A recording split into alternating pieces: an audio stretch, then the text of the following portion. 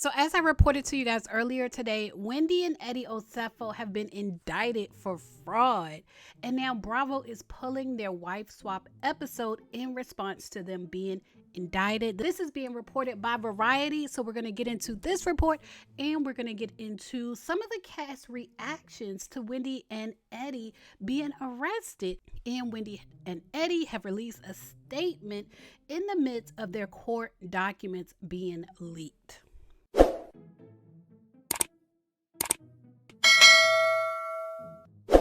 So Variety is reporting the Real Housewives of Potomac star Wendy Osefo and her husband Eddie Osefo were indicted yesterday, October 9th in Carroll County, Maryland, on multiple charges of fraud. Now, I did get into the charges in my previous video, and we're actually going to get into the court documents in this video. But first, I have to let you know that Wendy was supposed to appear on a special Bravo edition of Wife Swap. Wife Swap, the Real Housewives edition. It was scheduled to premiere October 14th, and Wendy and Eddie were supposed to be on the premiere episode. So that tells you how much Bravo was putting behind Wendy.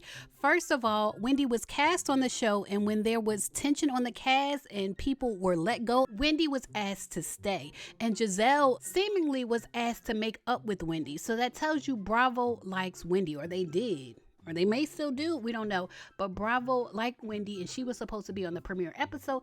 And now they have pulled her episode indefinitely, and the show is not going to premiere until October 21st. Literally, she just messaged me a couple days ago. You know, she's one of the the only ones who is like, you know, I'm so proud. You know, what she said was, God has you covered. Right? So this is, I need a second. Because I get it. I opened my phone. I had no idea it was even going on. And I'm like, I'm shocked. Yeah. Do you know what I mean? Yeah, I'm very, very shocked because I felt Miss 4 Degrees had it together. Okay? I thought she had it together. I mean, isn't Eddie an attorney? For heaven's sakes, like, what the fuck? Excuse my language. But while we're here, let's go ahead and take a look at the court documents. The ones for Wendy have leaked online, and they say that on Thursday, the defendant, Wendy, was indicted by the grand jury. Now, there were 8 counts of conspiracy insurance fraud, 7 counts of insurance fraud, and 1 count of a false statement to a police officer. And so arrest was made and bail was set at $50,000. They've since been released. They have been released from jail. They did release a statement. They said Dr. Wendy Osefo and her husband, Edward Osefo, are back home safely with their family and in good spirits. They are grateful for the outpouring of concern and support from friends, fans, and colleagues. The Osefos, alongside their legal team, look forward to their day in court. At this time, they respectfully ask for privacy as they focus on their family and the legal process ahead. Now, speaking of family, if this is true, like if they faked a burglary just to do like an insurance claim, a fraudulent insurance claim, that's messed up for their kids. For the kids to even think that someone entered their home, like I know what it's like to be robbed. I know a lot of y'all do too. And for kids to think that they were robbed, that people entered their home, is stressful. And so if it's not true and they put that stress on their kids, that is dirty. That is low down and it is dirty. But let's get back to the court documents. The allegations in this case are that on April 7th of last year, Carroll County Sheriff's Office deputies responded to their address in Carroll County for a call of a reported burglary. A deputy was met by the homeowners, Wendy and Eddie, who reported to him that they had left to go on a trip to Jamaica on April 2nd. So this was 5 days later. And when they returned on April 7th at approximately 10 p.m., they found their bedroom and both closets to be ransacked, and several designer handbags and jewelry had been stolen. Now, I want to see what this house looks like. Y'all know I am very investigative. Okay, so if only the bedroom had been ransacked, to me, that always says like inside job or some type of fraudulent activity. Because if a robber is really robbing a home and the people, they know the people on vacation, that's why they're doing it at that time, they're going to go through the whole home. They're not going to choose just the bedroom. Even if they focus on the bedroom, the rest of the house is still going to be somewhat a mess. They say the state's evidence would show the purported point of entry into the home to be the homeowner's bathroom window on the second floor. The window looks onto a small roof that was about 9 feet above the deck. There were no ladders, and the deck furniture was undisturbed. Ooh, child. So they, from the start, they felt like this was fraudulent. They said the deck furniture was undisturbed and no indication anyone had been on the deck. The Osefo stated that they did not touch anything prior to police arrival. There was a screen with damage laying on the roof, and the window was not locked. To go in or out of that window, one has to step on the toilet. The toilet lid was down. It had no debris, so no footprint, no evidence. Like, the only way you can get up there is to step on a toilet, and there was no footprint. All right, before we officially get into the tea, I want to let you all know that I am sharing my team with you. We are now offering services. So I do have a couple different options. If you want my team to create content for you, that is an option. The link is right below this video. We will create your content for you for 30 days. 30 days worth of content, all powered by AI. So we will make your AI twin, and we will make you 30 days worth of content. So if you're interested in this option, the link is below for this one. Or if you need a promo video, like if you sell products or if you sell a service and you need like a promo video for your product or service, my team will make you a promo video. And if you want music, we will make you music too. Again, there's a link in the description box if you want to hear some of the music, but we will make you your own theme song, whether it's for YouTube or for like your product.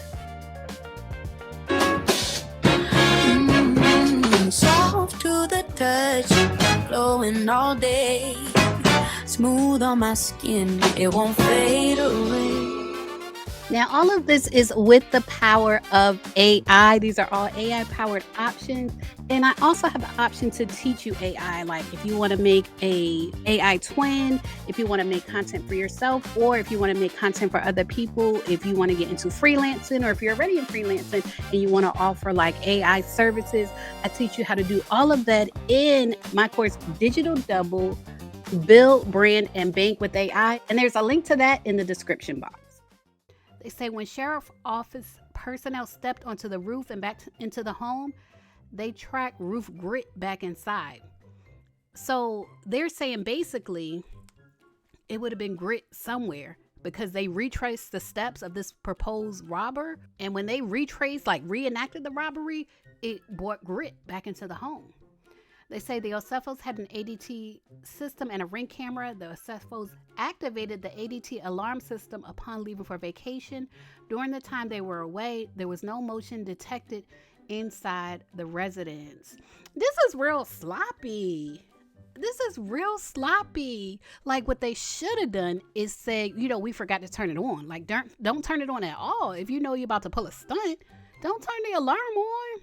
They're going to say there was activity such as package deliveries on the Ring camera that was monitored remotely by the Osefos. So they trying to say they got robbed.